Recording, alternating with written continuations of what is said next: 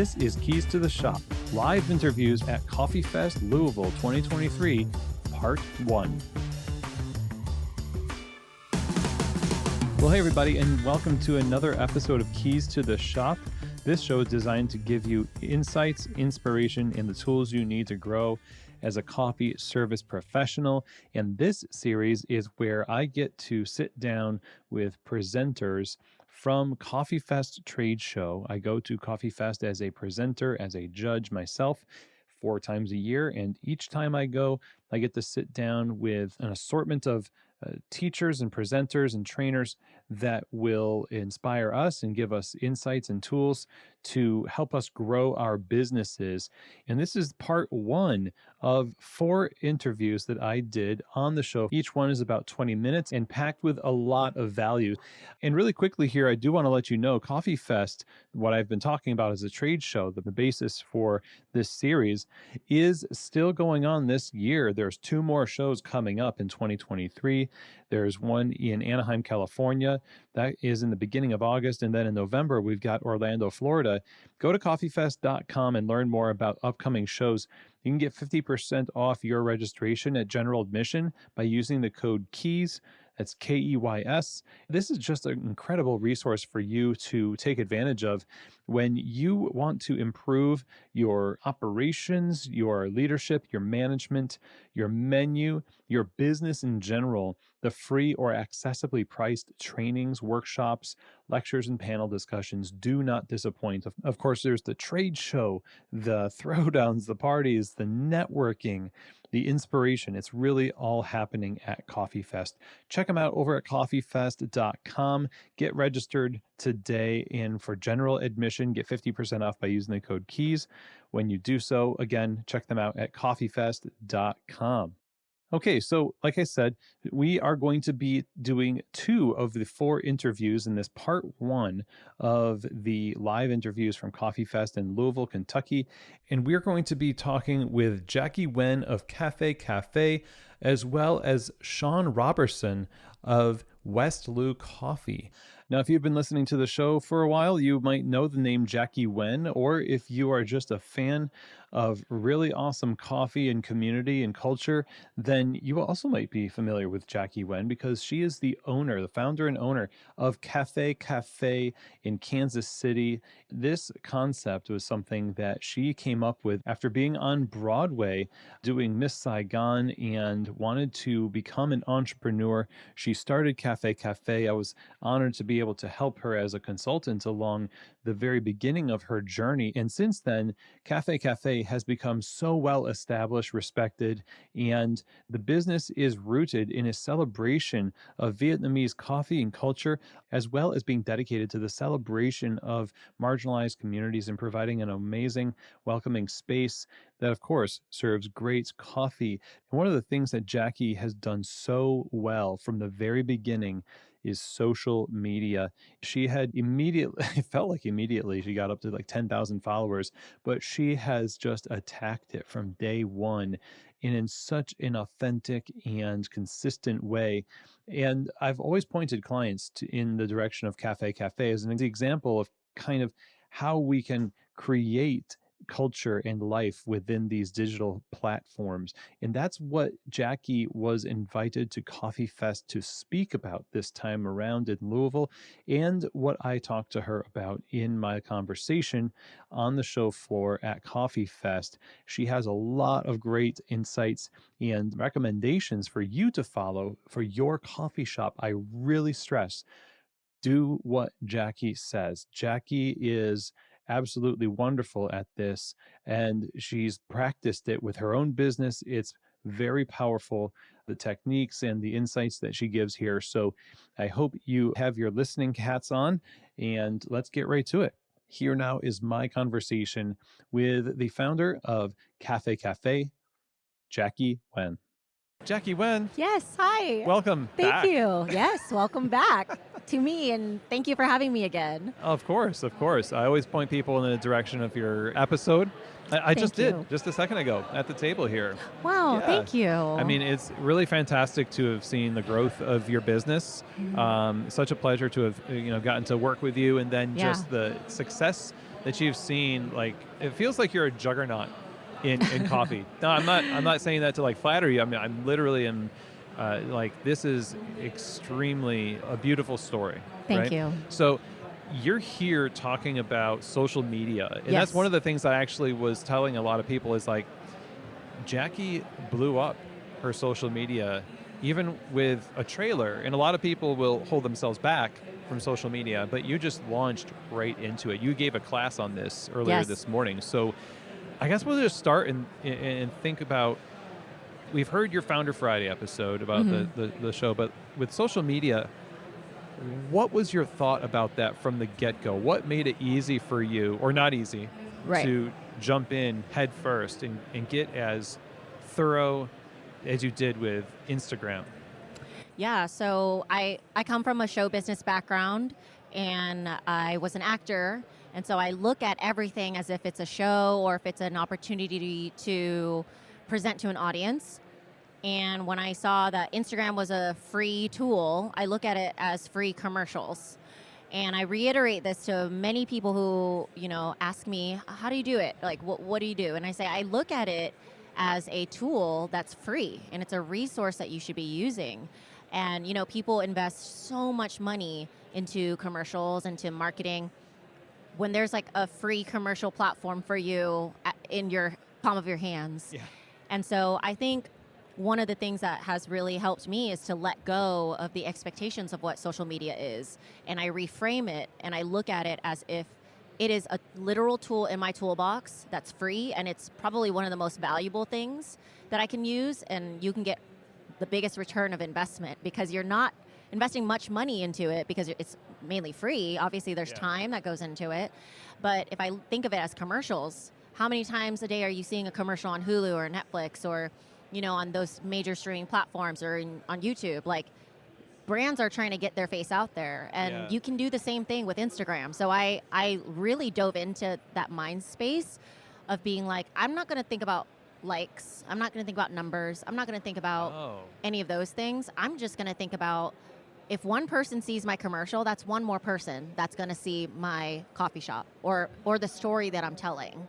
And so I look at it like commercials, and I'm like, oh my gosh, every day is an opportunity to pitch my commercial and to air it to audiences. It is intimidating to so many people, though, and I'm always wondering what's holding us back from just being. It seems unemotional. Like you have the emotion of urgent, or that there's urgency, and I hear in your voice, like, I've got to use it. I got to get my story out. There's emotion in that. Right. But then there's a lot of people whose emotions will hold them back from posting, like, oh, I don't feel like I have anything to say, maybe, or this is not meaningful, so how can I post every day, so I don't know how to use this tool, because it doesn't feel like me. Authentic, or, I think I was talking this morning about storytelling, because I think that is you have to have a story behind everything that you do, at least for me.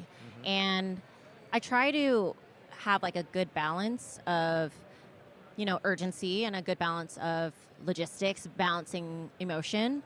But first and foremost, I think everyone has a story behind their coffee shop. Why did you open a coffee shop? What is your coffee shop named? Who works at your coffee shop? What are the things that you include on your day-to-day practices? If you can serve a cup of coffee every day, you can tell a story every day. You can talk about a customer, their experience. And I think that we overanalyze social media, we overthink it, and it's actually much simpler than we think.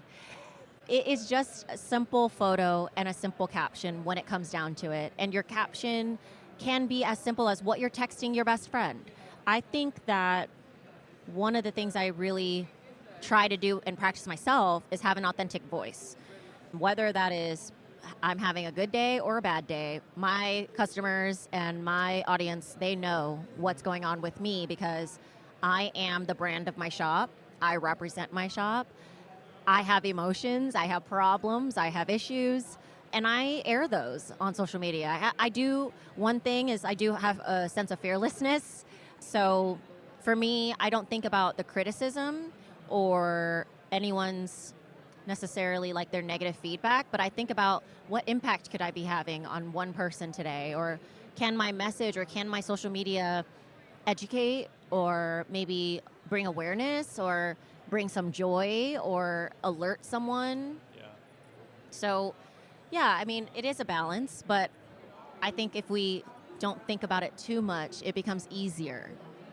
Because you will talk yourself out of it Yes. if you don't at least just cultivate some fearlessness around it. Right. And what is it that makes, let me ask this. How did you go about, I mean, you say I just post stuff, Yeah. but what was it more than that? Was it like anything that you're thinking you just post? Is there a method to all of this? Yeah, I mean, there definitely is a method to my madness now. I batch content. So, what I do is every month I take one day and I hire my staff. I pay them for their time to help me create content. We take a day off work and we all come together. I make them bring multiple changes of clothes. We have all of our products out, and we do about 4 to 5 hour shoot day with just my staff, with everything, and we combine our ideas together. We try and pre-plan the month ahead. So for example, July is coming up. We're planning our shoot soon. We're going to be doing like a July 4th photo shoot. We're going to have like our summer drink photo shoot. So I try to make it less intimidating by, hustling hard at first, so putting all the content into one day, but then it makes it easier because you have your staff to help you. You have, a lot of ideas and creative things happening. But for me, I plan the night before at least the idea of what I want to say. And every post, at least for my shop, Caphe, I want every post to convey something educational, something interactive, whether that's a call to action or asking how customers feel, what can they do better or what can we do better, or maybe we can send them a hug or a good thought for the day, or it's some type of promotion, so there has to be an element of storytelling, and there has to be something behind why you want to post. It doesn't have to be as deep as educating about the API community. It could be as simple as, hey, we got to buy one, get one free today. But you have to have some sort of reason.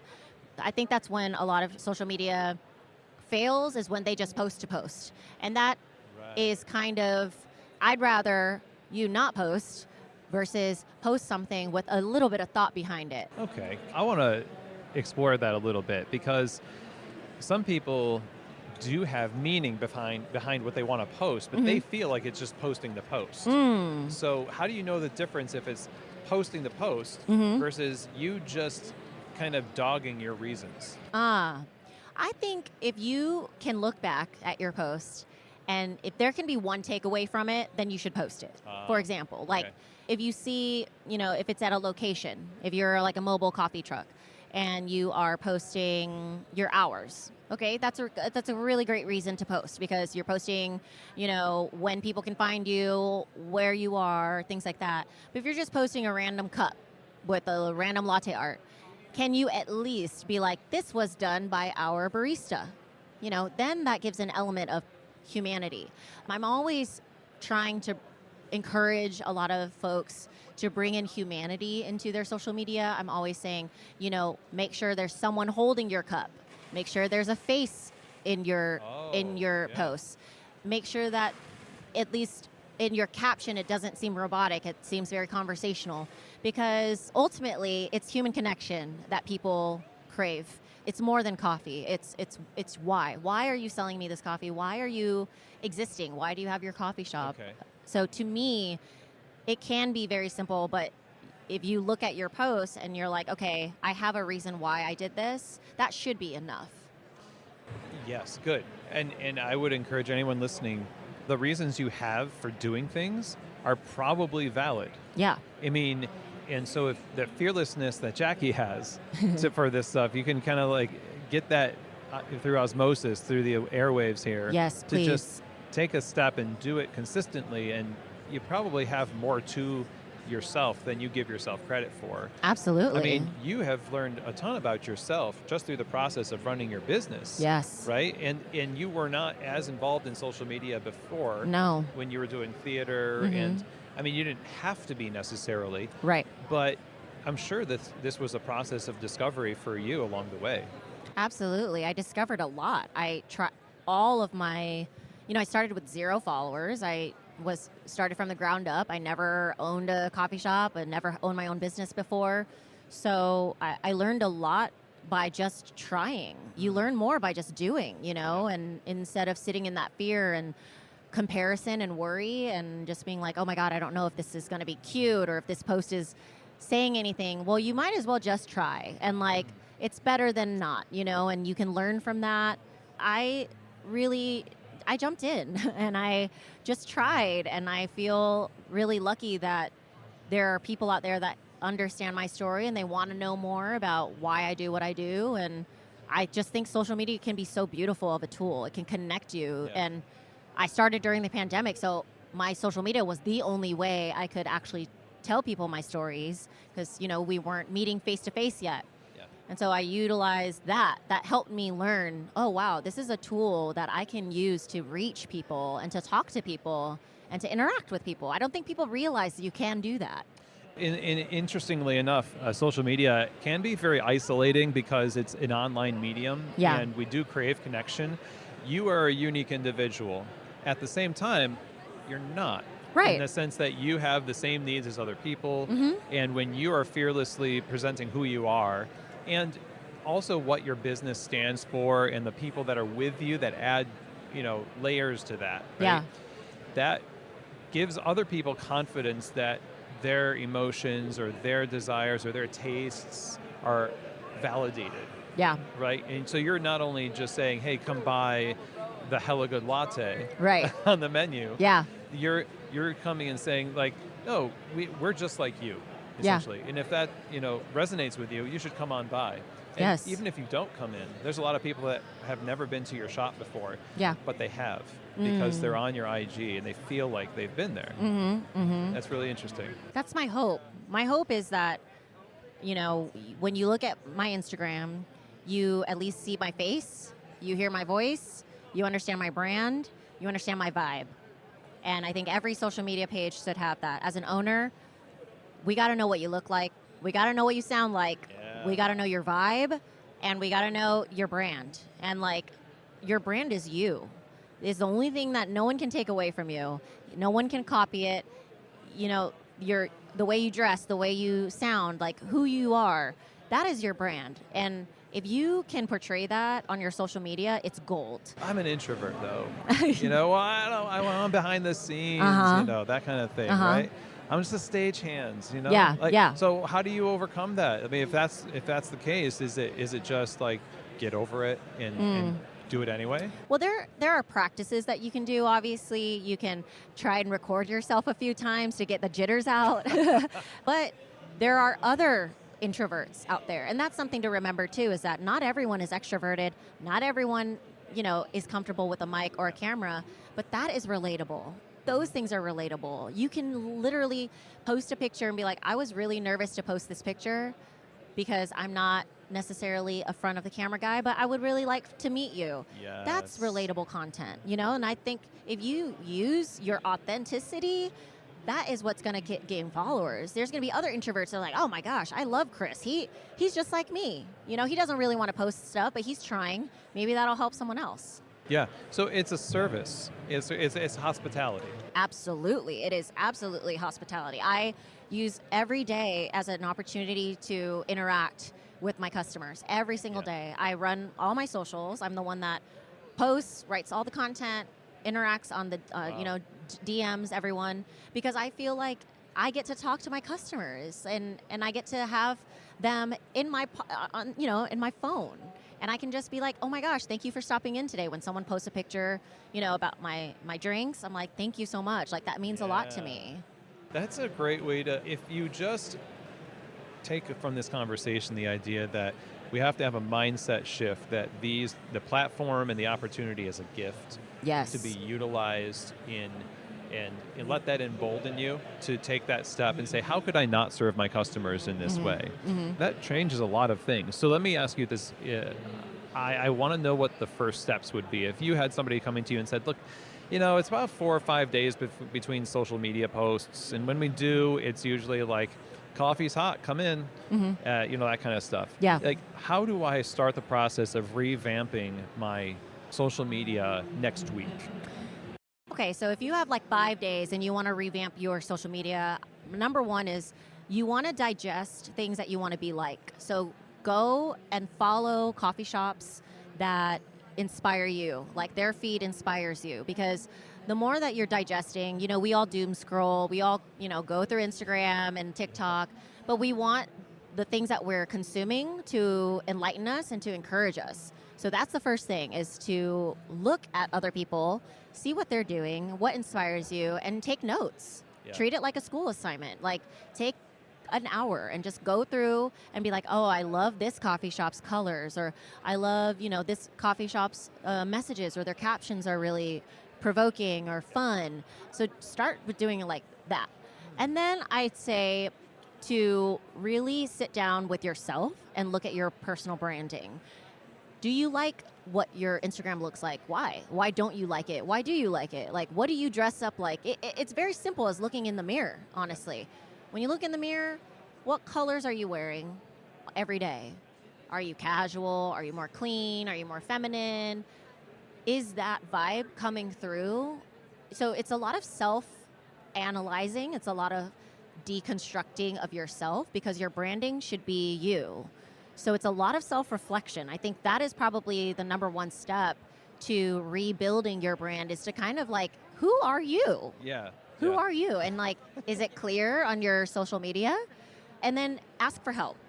I am a big, big proponent and advocate for asking for help, as clearly I asked you for help and your mentorship many times. And I think that we all can learn, and we're constantly learning. So if there's a social media page that you love, DM them. Ask them, what do they do?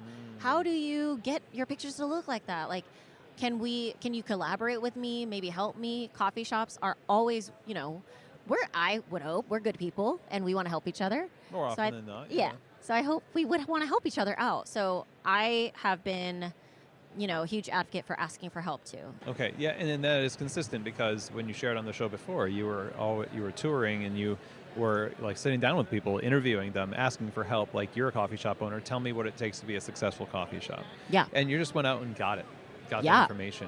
And if you just assume that people want to say, give you information, I mean, that's a charitable assumption that I think coffee especially can kind of follow through on. Right. And so that's really good advice. Yeah. I mean, I always love helping people. Whatever knowledge I do have, like, I don't know taxes very well, and like procedure writing is very difficult for me, but social media, hey, I know, and I can help, and I will, help as much as I can, because I know how much it helped me in my shop. And so I think I would hope that other people would be willing to help too. But the worst that could happen is that say no. Someone will just say no, and you kind of have what you began with, which is nothing. So you don't really lose anything. You are only going to gain knowledge and perspective if you ask. That's right. Wise words. Yeah. Yeah. Well, Jackie, thank you so much for sitting down with me. Thank you for having me. Great to see you as always. I know. What's crazy is that we're sitting in Louisville right now, and this is where I first met you. That's right. Yep. This is so crazy. Serendipity. Yeah. So it's full circle moment to be talking to you, but doing this and being able to speak upon something that I didn't even have when I met you. So this is really awesome. Lovely. And so it's cafecafe.com? Yes, cafecafe.com or at cafecafe on Instagram. Perfect. Thanks, Jackie. Thank you, Chris. Okay, everyone. Well, I'm hoping that you got a lot out of that conversation. And in particular, I think it's really important for you to dwell on the fact that this platform is your voice. It is you as the owner, and your coffee shop is kind of a distillation of who you are. And also, by the way, your community, the people who work there, the culture of the shop as it is. The key term is voice. Voice as in there's something being communicated, and you've got to treat this as not a task to just check off and get done, but a dynamic part of your business that deserves some of your best energy and investment and time. And it can be daunting, sure, but once you get going and you get your efficiencies down and you make it work for you the way Jackie has over the years, it becomes such an incredible asset to your business. It is worth it. So huge thank you to Jackie for joining us on the show. If you want to follow what Jackie is doing, then I would encourage you to go check out Caphe Cafe on Instagram. That is Cafe Caphe on Instagram, and you will see all the work that they put into that social media account. You can check out their website as well and go to their shop when you visit Kansas City. And thank you very much, Jackie, for sitting down with us. Now, let's move on to our second interview here in part one of the live Coffee Fest interviews in Louisville. That is with local entrepreneur Sean Roberson. Sean Roberson is a local here in Louisville, Kentucky. He has a degree in finance from the University of Kentucky. And in 2016, he fell in love with roasting coffee and founded West Lou Coffee that same year. Now, as the name suggests, West Louisville, the neighborhood that Sean Roberson grew up in, is where West Lou is located. And the whole point of the brand is to invest into that community because it's an underserved community in the area of Louisville. And in his own words, he wants to create a brand that reflects where he's from and that good things can come out of the West End. No matter where you're listening to this, you know that there is a place, maybe not far from you, where the coffee shops tend not to be, where the coffee companies don't go unless they're gentrifying it or something like that. But what this company is doing, along with others similar to it across the country and around the world, is to reclaim agency in that space, in the space that's underserved, largely minority communities, and use this platform to create something that will serve that community and thrive in that community as well. And Sean was able to speak on these things, on roasting and entrepreneurship, and his experience founding and running West Lou Coffee at Coffee Fest. And so I thought it was a great time to sit down with Sean and get his story and his struggles, the challenges, the vision, the mission, and what inspiration he can offer those of us who are in similar circumstances or those of us who want to support efforts like this in our own cities. And so it was great to talk with Sean. And, this is kind of like a miniature Founder Friday, really. So I hope you really enjoy. Without further ado, here now is my conversation with the founder of West Lou Coffee, Sean Roberson. All right, Sean. Yes. From West Lou Coffee here in Louisville. Right here in Louisville, yeah. Right? Yeah. Welcome. Happy to be here. Thank you. I heard so many great things about you. Appreciate it. Yeah. So you were on a panel today. Yes. And you're making the rounds here at Coffee Fest. I'm excited that Coffee Fest is in Louisville. There's a lot of good things going on here. Yeah. I'm surprised and excited. And I want to, if I have a chance to talk to the folks that put this on, I want to ask them to come back and when they do their next round, because this is exciting for our city. Yeah, absolutely. Yeah. There's so much here. And you're one of the reasons why there's so much going on here in the city. And so I want to just talk first about your story about your getting into roasting, getting into coffee, and how that started for you. Sure. So happy to be here. Thanks for having me on this podcast. From Louisville originally, West End of Louisville specifically. That's where I was born and raised, high school, Central High School, University of Kentucky, just straight up love of Louisville, and also a lover of coffee. So I started in coffee in 2016. I went to a convention at that time. It was the Specialty Coffee Association convention in Atlanta, where I lived at that time. And once I went to that convention, I just by chance, I think somebody had mentioned to me, hey, you should check out this convention that's coming to Atlanta. It's about coffee.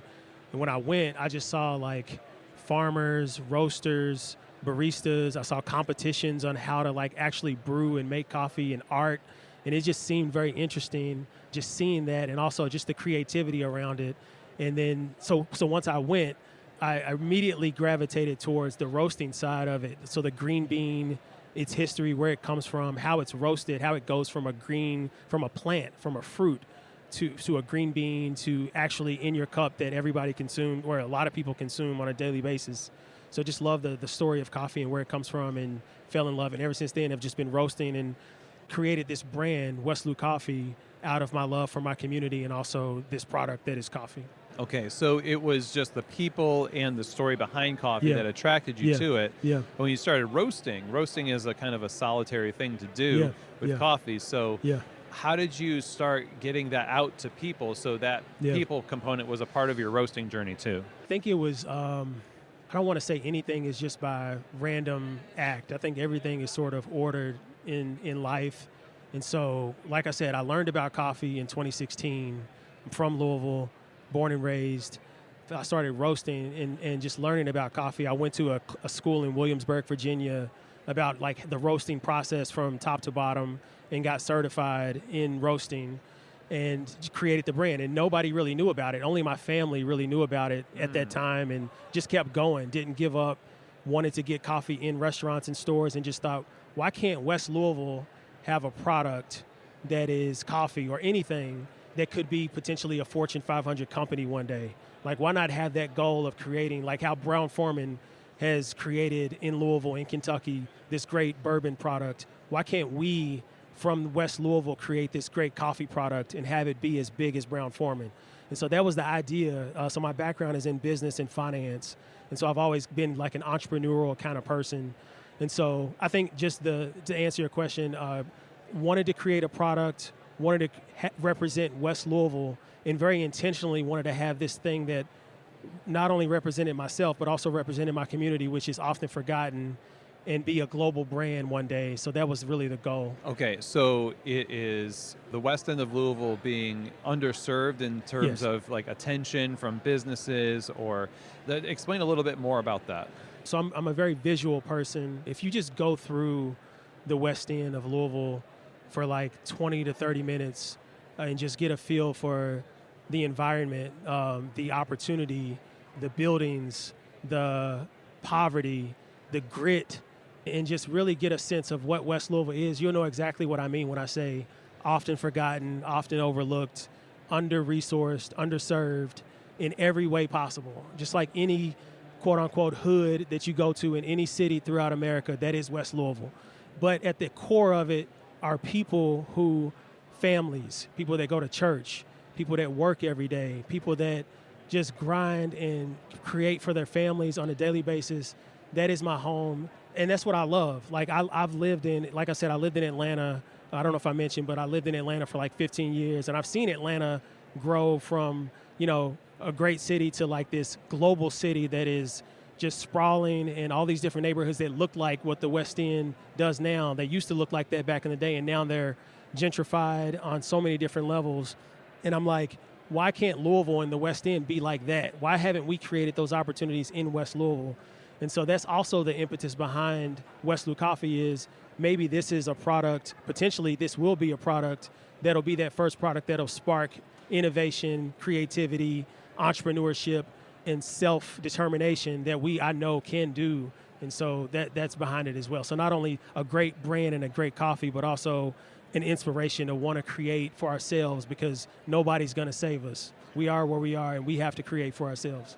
So is it accurate to say that like you could start a business and in an environment like that, it might be like, oh, we're going to move to a different place. Yeah. This is not going to work out for us. So people, saying, oh, good, this is a business, like we're going to accept this, we're going to support it. Yeah. It might be harder to come by because there's a little bit of skepticism, like we'll see.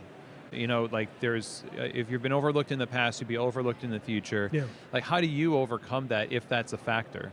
I think just having faith and just knowing, and also encouragement. So like recently, at Rainbow Blossom, I don't know, I'll mention as well that, most of our bags are at Rainbow Blossom stores. We have them at a few other cafes throughout Louisville. But just the encouragement from the community is what gives me faith that this is a brand and this is a company that I've created that will sustain the test of time and will continue, and people will continue to support, not only because it's a great product, but also because of what it represents and where it's going. So there's a goal of having potentially a space where, we roast our coffee and we supply wholesale to stores and restaurants and hospitals and everything throughout Louisville, throughout Cincinnati, throughout the region, so that, you can look at West Louis as sort of a beacon and say, okay, there is an example of where growth and something that started from nothing can be positive and have a foundation. Let's continue. So there is hope. So just having faith and continuing forward is really the inspiration. And speaking of inspiration, that, again, like you said, it'll inspire other people in your area to do similar things. Exactly. Like Sean's doing it, he did it, and look where that ends up, right? Exactly. That inspires hope. So now tasting coffee and communicating and marketing coffee can often be difficult because almost no matter where you are, everyone has their own idea of what it should taste like. So as you want to make this a, like, let's say 100-year company, something that has legs for the future. How do you go about the initial choice of coffees and what to feature and how to communicate that to people? What I've been very intentional about, at least I would call this like the first phase of this brand, is just being very simple, very simplified with the coffee. So not putting tasting notes, because that can confuse a lot of people, especially if you're just trying coffee for the first time. So a lot of the people like that I'll encounter who will buy coffee, they'll just tell me, hey, I love the Ethiopian. Or they'll say, hey, I love the Colombian. Oh, I love the dark roast, or I love the medium roast. So it's very specific to the roast profile and the origin, and not so much about how it tastes. It's just, they know that it's quality coffee because I'm very intentional in what coffees I pick. I pick only organic coffees. I only get coffees that have a certain score when they have been brought in. And I only get coffees from certain countries, so Ethiopian, Colombian, Kenyan, Rwandan. So a lot of African coffees and some South American coffees, and the ones that I pick are very, very specific because I've cupped them myself, and I know what a good coffee tastes like. So, but the education part is just, for right now, it's more just focusing on where it's from and how it's roasted, and just staying consistent on the quality of the roast and the actual bean itself. Okay, so you know what it should taste like and what you want it to taste like, and every roaster kind of has their own flavor. Like I can tell the difference between this roaster or that roaster, even if they roast the same coffee, right? Yeah. So what do you want people to walk away from your experience thinking? I think, because that's a great point that you just made, that, if it's the same coffee, how do you tell the difference? I think it's partly the brand and also the story behind the coffee and the commitment to quality. So, I mean, because, Quills is a great coffee, right? Sure. So Heine Brothers is a great coffee, also both located here in Louisville. I want to be able to be on the same level, on par with them, and then in some coffees even be better. So, I mean, if I'm not a true competitor, if I'm not saying that I want my coffee to be better than everybody's coffee, but at the same time, I have to respect that like I said, Quills and Heine Brothers, they both have great coffees. But I think it's also the brand. Like, what do you stand for? What do you represent? What are you trying to do with your coffee? What is the mission behind your coffee? And I think that's what makes us different. Is our coffee is a great product, but we're also looking to inspire change and creativity and growth, and also teach a generation of people in the West End that this coffee comes from a place that looks just like you. The people that are farming these beans, they look just like you. Their stories and what they do every day, how much they make farming coffee can be akin to a working class lifestyle like what we mostly have in the West End. So it's the identification and the connection is what I'm hoping to cultivate as well. How long has it been since you launched West Lou Coffee? So I launched it in 2016. Okay, so in 2016 till now. Yeah. What has been maybe the highlight example of some of the things that you've been talking about? I would say, so we recently, in January this year, we had a tasting session, and that's the first time that when I say we, so it's myself and Maya Black. She helps me with the coffee as well. She does some roasting and does some education. So we had a session in the West End, and folks came out, and it was just very insightful how much feedback we got from, like, I didn't know coffee came from Ethiopia, and oh, so this is specialty coffee. Why is this like the questions they were asking, and I had pictures of like the farmers like on the table, and I said, look at them. They look like your cousin. And, I mean, it was just so much engagement, and that really opened my eyes to there's a huge gap in just the education of coffee. So if nothing else, I want to just be able to communicate. West Lou Coffee is aiming to educate and also just put out a great product. I mean, I don't know if, like, for folks that are from Louisville, you know about Grippos. So we grew up eating Grippos. Like, every time we had a barbecue, there's a bag of Grippos on the table.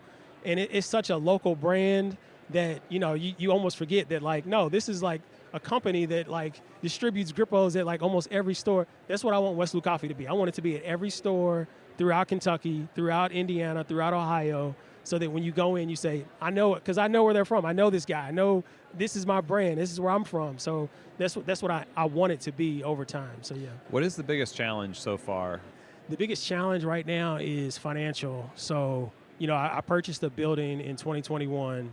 It's like, 6,000 square feet. It's a multi-use building. It has commercial at the bottom, residential at the top, and then there's a duplex next door. and getting funding to be able to renovate that building, which was built in like 1875. I mean, it's complete. It's really old, and it needs like a complete renovation. But I purchased it because I said, this is a great building that we could do exactly what we're trying to activate, which is education, roasting, wholesale, large distribution. We want to do that right out of that space and hire the people that live in that community to do it. And so that is my challenge, is funding for that building, and also time, just in resources, and just people that know how to do a commercial renovation. I don't know anybody that knows how to do that. So it's just, like I said, nothing happens randomly. I feel like the time will come, and if time permits, it'll happen. And so I'm very faithful, and I have this drive that will not go away. I don't care if it's 10 years from now, it's going to happen. And so it's just a matter of making it happen. And your decisions right now are a reflection of the goals you have long term. Yeah. And you're betting on yourself. Yeah. In purchasing a building, you're saying, well, we're going to be busy enough to be able to sustain the use of this building and maybe grow out of that building. And as you've been scaling your roasting operation and supplying your beans to more places, how has that changed your approach to roasting since you began? It's more now because it's like I'm doing mostly wholesale orders. Not as many online orders or like subscription orders. So it's more just volume. Mm-hmm. So at some point I'm going to have to scale up the roaster itself. So like right now I have an 800 gram, two 800 gram roasters. So I can do like 7 pounds at a time for like 7 minutes. And then I have to do another 7 pounds at a time. But I want to be able to scale up to be able to do like 25 pounds but you need for $30,000 buy a whole new roaster for that. So it's just, again, financial, which is coming back to the financial, but then also the scaling, which will eventually happen in the space. So so it's mostly wholesale is how I've had to adjust. Okay, so consistency seems like, because you're talking about, you don't care if it's 10 years from now, if you just if you show up and you're mindful and you're faithful with what you're doing, you're gonna reap the benefit of that, right? Eventually. And a lot of people who want to make a change, let's say they're in a community, then every city has that part of the city that is like West Louisville, right? Yeah. And if somebody listening to this says, well, that's really been on my heart to do that, but I don't, but I can't, but I don't have. Yeah. How do they get started? What is it that you would say next week, start doing these things or reading these things to start making that change? And, like Shia LaBeouf says, don't let your dreams be dreams. Right. Yeah. I mean, like you said, just reading here at this convention, like I've been going around myself as a participant and just talking to, coffee suppliers and just getting education. Like even I sat on a panel and folks in the audience were asking questions that I didn't even know about. I'm like, I'm putting in my phone, like I need to go learn about that thing he just asked about. So it's like just staying educated and just constantly learning and growing and not giving up is the thing. Like for me, I started, like I said, I went to a convention, and then after that I went to Williamsburg, Virginia, and actually learned how to roast. So I went deeper into roasting, and I'm continuing to learn about farmers and sources and scoring and cupping and all these things. So I'm just continuing to read and educate myself so that I can continue to grow and advance my product so that it can be the best on the market. So it's just, even if it's one bag that you sell, so what, just go after it. Learn about your product, learn about what's going to make you different. Tell your story on social media, leverage social media to a T. People want to learn about you, so just get started and keep going. Not selling more coffee is one thing. Being rejected is quite another. Yeah. Like when people don't respond the way you want them to your brand, that can be pretty disincentivizing, right? For sure. I mean, is it? I have a feeling it's going to be back to faith in what you're doing, but it can really make us say, I tried, it didn't work out, I'm not going to do anything else. I mean, how do we overcome that and frame it right in our mind so that it's not like a rejection that should make you quit, but maybe pivot, maybe innovate. I don't know.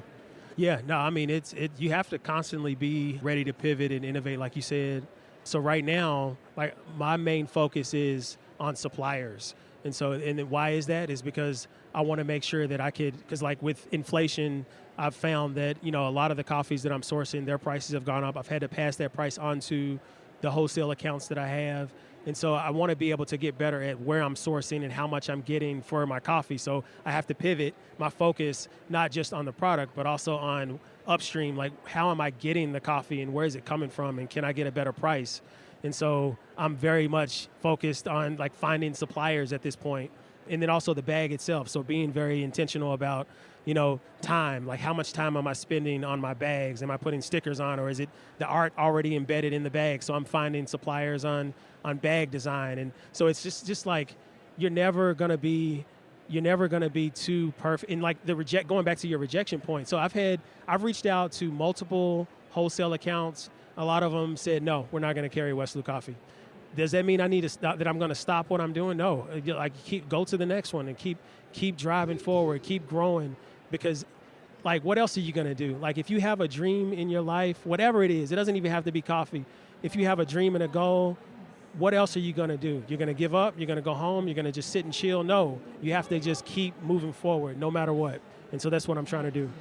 Man, I really appreciate your time here today and this story, and I would encourage everyone to check out what you're doing. Yeah. And I hope you keep inspiring people. For sure. Thanks for the time. Where can we learn more about West Louisville Coffee?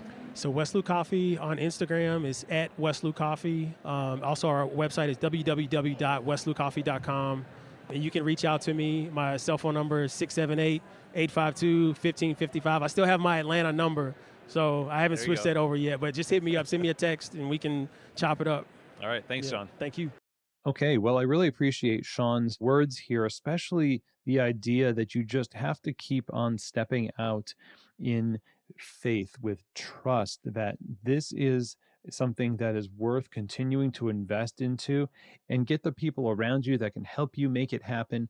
Sean is a living example of somebody who is got a vision and got a mission and is taking those steps, even when the way doesn't seem expressly clear.